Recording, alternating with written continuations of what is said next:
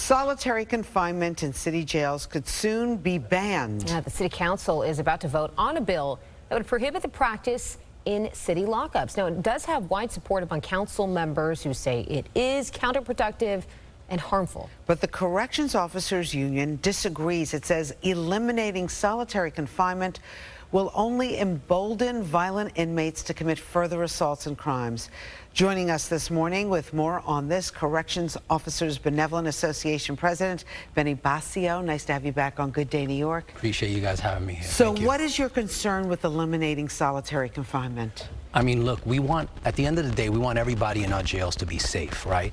But violence is soaring in our jails. And the proof has been when they took punitive segregation away from inmates that were 21 and under in 2016, the violence has steadily risen every single year after that.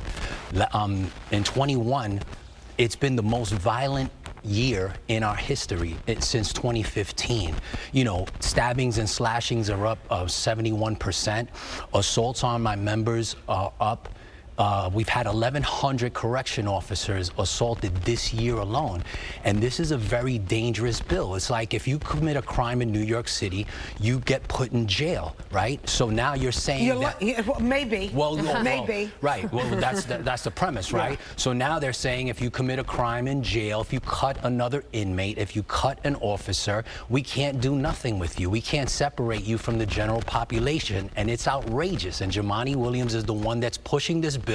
He's the public advocate, right? But it seems like he's advocating only for the criminals in our city. Well, you know, he does have right now, it looks like a city council majority, right? The council speaker, Miss Adams, she's for it. Now, the Mayor Adams, no relation to the city council president, he's not for it. In fact, he spoke out about this yesterday.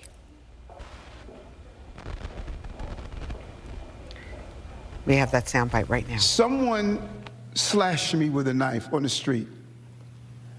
I put him in jail. I remove him from population because he's dangerous. Someone slashes someone inside a jail. What do I do with him? I move him from population and I put him someplace by himself until he corrects his actions or gets the assistance he needs. So what the city council is saying, if someone slashes someone in jail, you do nothing with them. So Speaker Adrian Adams, in counter to that, said that solitary confinement is a counterproductive and harmful practice that causes immense damage to the health of those subjected to it. Mr. Boscio, do you know of any of the research that shows that this is harmful and counterproductive? Have you looked at that? Because I know you look at everything. Yeah, I mean, look, the data doesn't prove what they're saying, right? Because we've taken it away from younger adults and the violence has steadily risen. Inmates now know that there are no viable consequences for their actions. So they continue to assault us. And ironically, Adrian Adams stood with us a year ago when she was going for city council speaker, stood with us at the Rikers Island sign because our female officers are getting sexually assaulted. And she wanted to introduce a bill that will turn sexual assaults from a misdemeanor to a felony.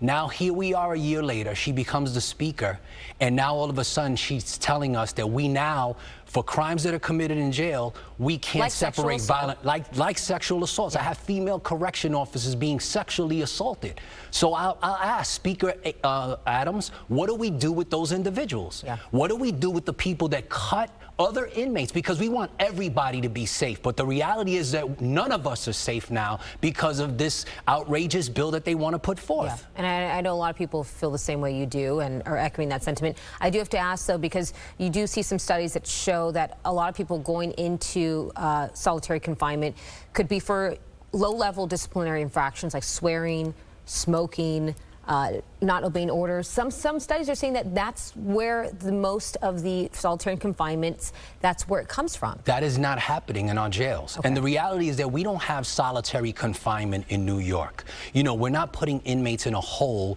and lowering bread and water to them where they have no window. They're in the same cells that other inmates are in. They receive programs throughout the day. So, you know, this notion that we're, you know, this is not the Shawshank Redemption.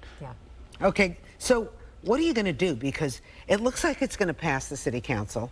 The mayor could veto it, right? But Yeah. I mean, so what do you want all of us to do here? Because we're listening to this, we can see you're very frustrated. Yeah, I'm frustrated because my members are getting assaulted at an all-time high. We need everybody to contact their city council members and tell them not to pass this bill. There's a hearing on September 23rd at 10 a.m. in City Council Grand Room at City Hall, and we need everybody to contact their elected officials, the City Council, and tell them please not to pass this bill. We wonder if Speaker Adrian Adams will respond to what you just said. I look forward to testifying at that hearing. Yeah. All right, Corrections Officer Benevolent Association President Benny Boscio, thank you so much for coming on Thank you and so much talking for about having the me. concerns of the people in your department. We Thank you appreciate very much. it. Thank you.